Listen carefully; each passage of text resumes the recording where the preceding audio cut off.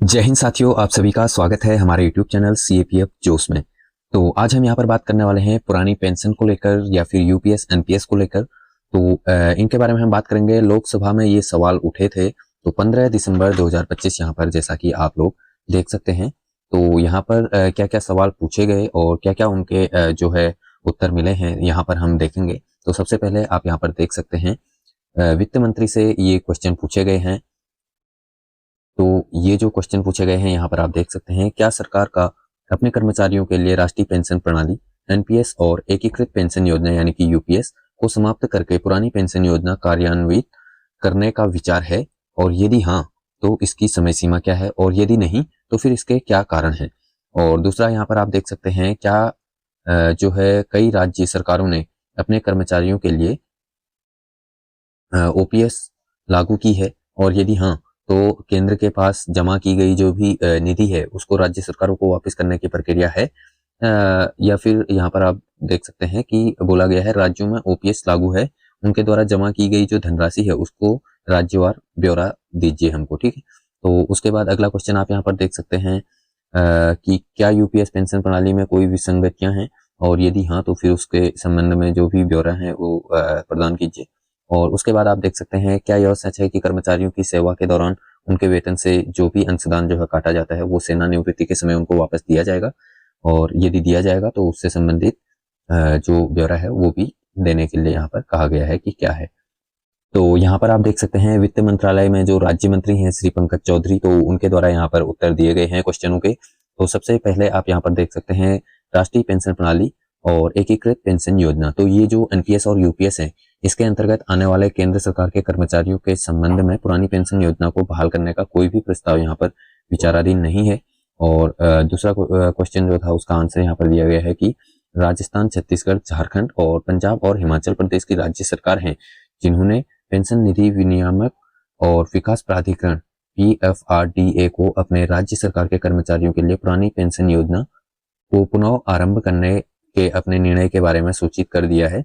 और पीएफआरडीए राष्ट्रीय पेंशन प्रणाली के तहत निकासी और आहरण विनियम 2015 के साथ पठित पेंशन निधि विनियामक और विकास प्राधिकरण अधिनियम 2013 के और अन्य सुसंगत विनियमों के अंतर्गत ऐसा कोई प्रावधान नहीं है जिसके माध्यम से अभिदाताओं की संचित राशि जैसे सरकारी अंशदान एनपीएस में कर्मचारियों के अंशदान के साथ साथ उपार्जन को वापस किया जा सकता है और राज्य सरकार को वापस जमा किया जा सकता है।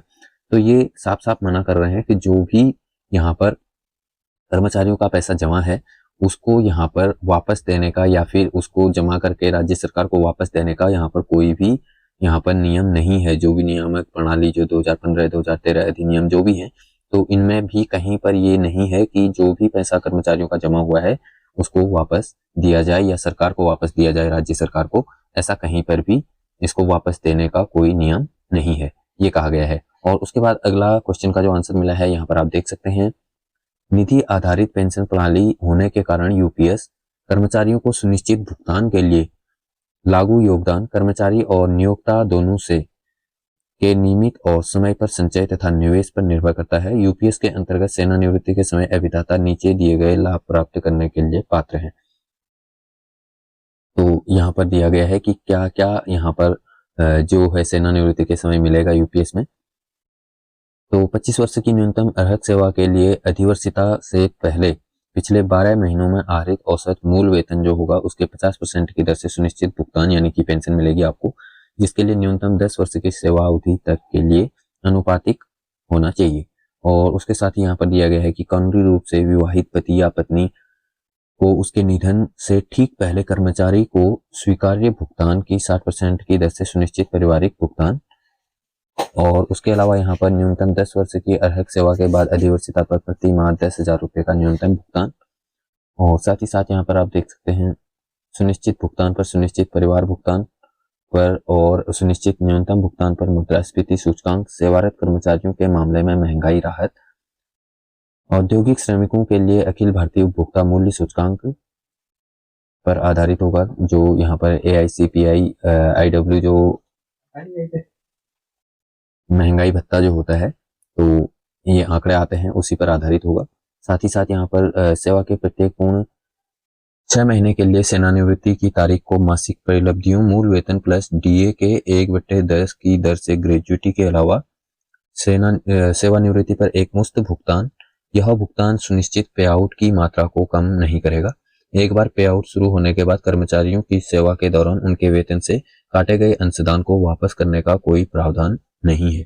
तो यहाँ पर बताया गया है कि यहाँ पर जो भी वेतन से पैसा काटा गया है उसका वापस करने का यहाँ पर कोई प्रावधान नहीं है। हालांकि यूपीएस अभिदाता या कानूनी रूप से विवाहित पति या पत्नी जैसा भी मामला हो के पास यूपीएस से जुड़े PRAN में उपलब्ध अतिवर्षिता या स्वैच्छिक सेवानिवृत्ति या मूल नियम 56J के अंतर्गत सेवानिवृत्ति की तारीख को व्यक्ति कॉर्पस या बेंचमार्क कॉर्पस को जो भी कम हो उसके 60% से अनधिक राशि निकालने का विकल्प होगा, और बशर्ते कि ऐसे यूपीएस अभिदाता को देय सुनिश्चित भुगतान में अनुपातिक कमी की जाए।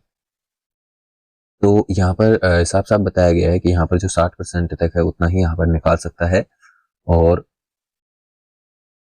यहाँ पर जो पैसा है वापस देने की बात यहाँ पर नहीं कही गई है। तो ये थी आज की जानकारी, और ये पीडीएफ आपको मैं अपने टेलीग्राम चैनल पर दे दूंगा। वहां पर आपको ये पूरा पीडीएफ मिल जाएगा। टेलीग्राम चैनल का लिंक आपको हमारे वीडियो के डिस्क्रिप्शन में मिल जाएगा, और वहां से आप इसको डाउनलोड कर पाएंगे। तो वहां से आप इसको डाउनलोड कर सकते हैं। तो आज का वीडियो हम यहीं पे समाप्त करेंगे। वीडियो अच्छा लगा हो तो वीडियो को लाइक जरूर करें, और हमारे चैनल पर नए हैं तो चैनल को सब्सक्राइब कर लें। वीडियो देखने के लिए धन्यवाद। जय हिंद, जय भारत।